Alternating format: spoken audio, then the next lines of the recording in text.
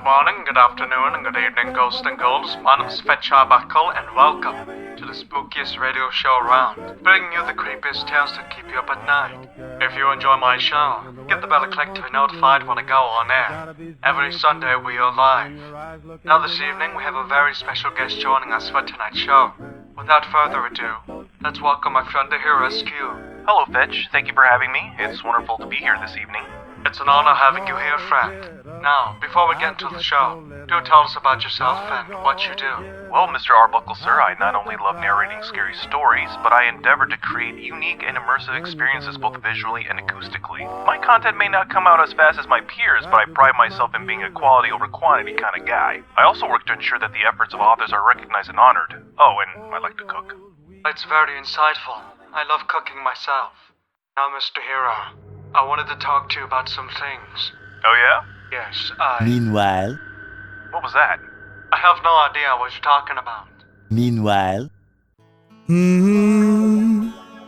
My fire, desire, believe when I say I want it that way. What was that you said about me being short? Oh no. 11 minutes later. God, I can't wait to get my hands on that little just... What did he set me up for? One moment, I'm sorry.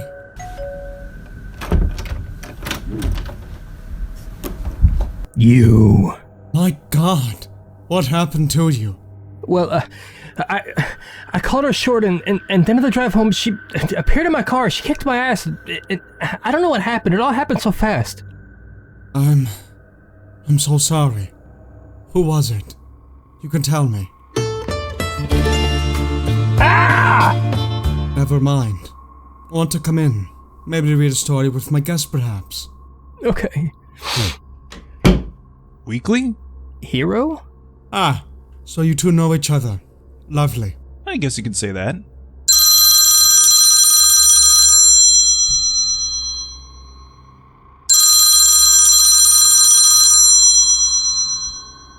Hello? Hero, are you in Cryptown? Yeah, I'm with Fetch and Weekly. Why? Listen, I need you two to get out of there right now before... Enough of that. I'll take that, thank you. We're running on a very tight schedule. Okay. Now, folks, it's time to dive into tonight's stories. So turn off the lights, get comfortable, and let's sink into the tales that await you. Take it away, the heroes, Q and Weekly.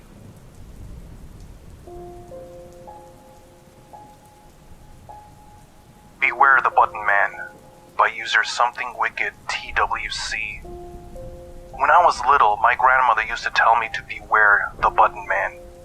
I can still hear her croaky old voice forbidding me from smiling at the Button Man. She was always warning me not to stay out when it was dark and to go to bed on time, or else I ran the risk of a visitation from the Button Man. I never knew what she meant or who the Button Man was. I just presumed he was some made-up boogeyman conjured to frighten kids living in the northeast of England. I mean, there's not much that would frighten a kid brought up on an estate, but the Button Man came close. She even had a poem for him.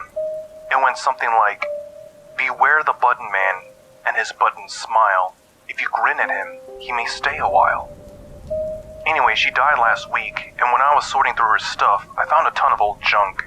You know, the sort of stuff you'd imagine finding in the hoard of an 87-year-old. But one thing really stuck out. In an old oak box was this collection of drawings, the paper all yellowed. There were other things in there too, but the drawings are what really stood out. They were kids' drawings, crayon-scribbled stick figures, standing by a simplistic square house. The characters in the scenes were labeled as well, like all kids do. There was Mom, Dad, me, and Buttons. A shiver went up my spine reading that, and instantly I remembered another of my grandmother's poems. Beware the Button Man. Be back before your tea. For if you stay out too late, his button eyes you'll see.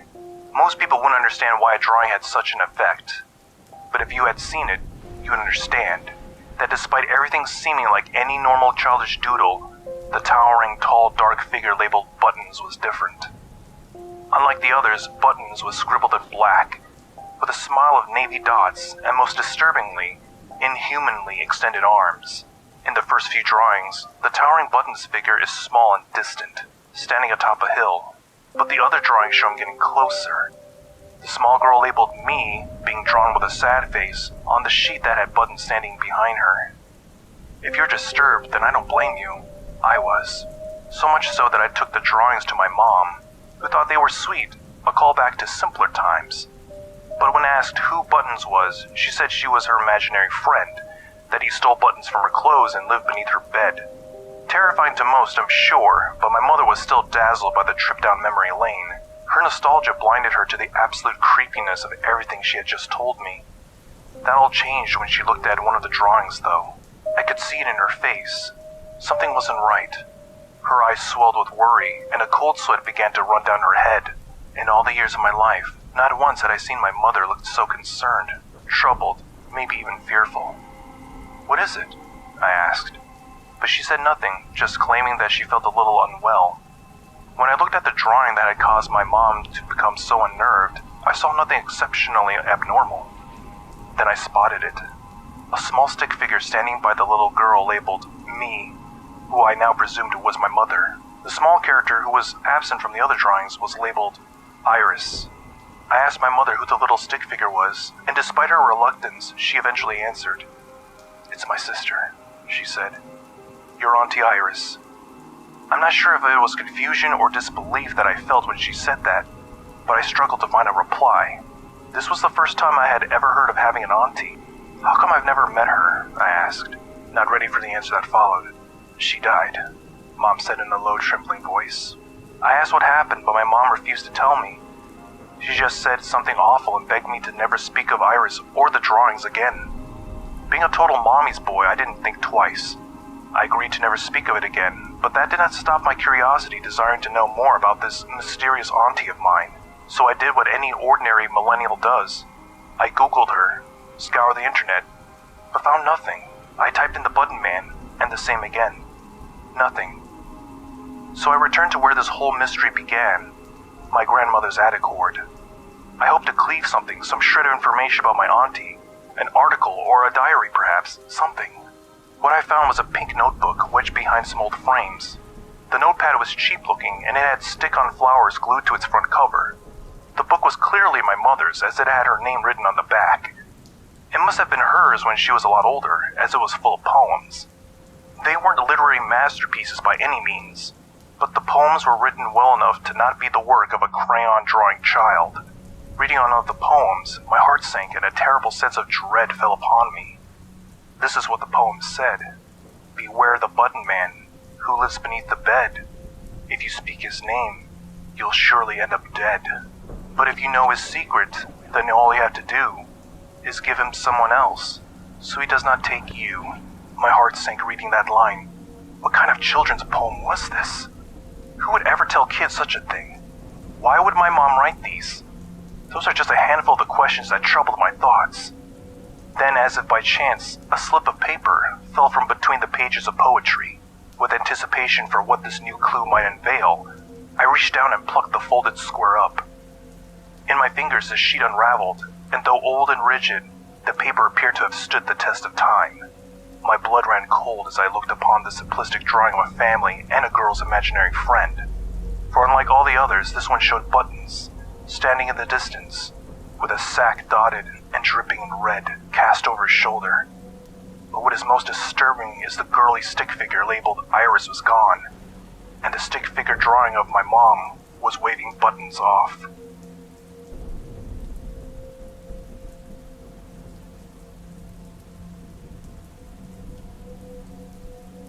When I was about 16, 9 years ago, my family was living in a suburban area outside of LA. It was a nice neighborhood. Kids rode their bikes in a group, parents waved to each other, and helped keep an eye on the people's houses. You could even join a barbecue if you walked by at the right time. Well, my dad was working nights at a hospital in the city, and that left myself, a female of 16, my mom, 36, my sister, 12, and my brother, 8, home at night from 6:30 p.m. to 7:30 a.m. the next day.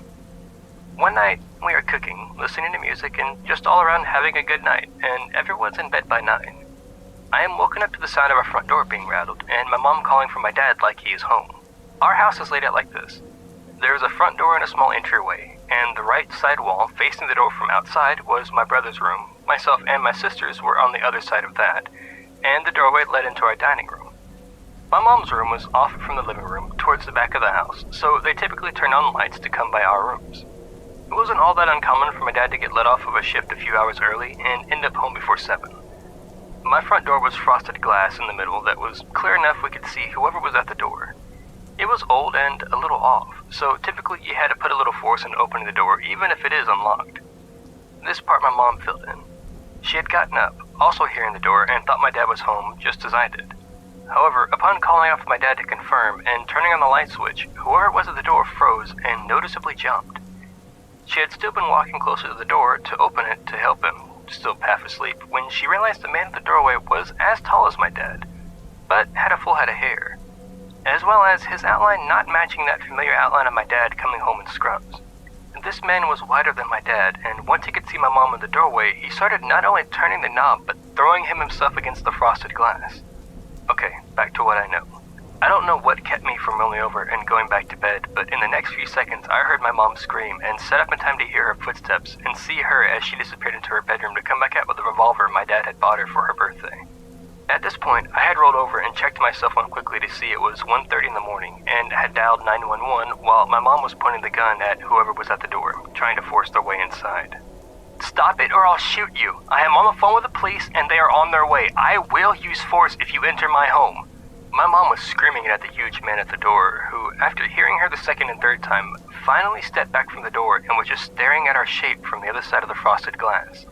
After a few moments, though, he seemed to like his chances because he stepped forward again and only ran once my mom pulled the pin back and repeated what she had been saying, adding that she might decide not to even wait for him to be inside. He ran off, as I mentioned, and I stayed on the phone with 911 as my mom stood at the doorway. Her gun still in both her hands aimed at the doorway, the way my dad had taught her to hold it just the weekend before when we had all gone to the gun range. It was only a moment after the man had fled that 2 uniformed officers filled the doorway the man had just been in. And when they knocked, I realized, after she didn't respond to them identifying themselves, how terrified my mother was. Her voice shook as she told the officers that she had a weapon, but that she wanted to hear their badge numbers before she would open the door so I could confirm with the dispatcher. Once they did, she opened the revolver and unloading it, putting it on the table and crying as I opened the door for the police. They took our statements, had several patrol cars out looking, and found him a few hours later 6 blocks from our home. However, he had made it into the residence he was trying to break into, and they caught him in the middle of robbing the entire couple he had knocked unconscious. So, home invader, let's not meet. Well, that wraps up today's interesting show. I hope you all enjoyed today's episode. Also, special thanks to the Rescue for joining me this evening. If you guys want to give his channel a visit, I highly suggest you do. He has a variety of content that will captivate you at first sight. A link is info in the description below. But that's all for now. Thank you for tuning in and tune back in next Sunday. My name is Fetch Arbuckle. My name's the Hero Skew. And my name is Lady Spookaria. Signing off.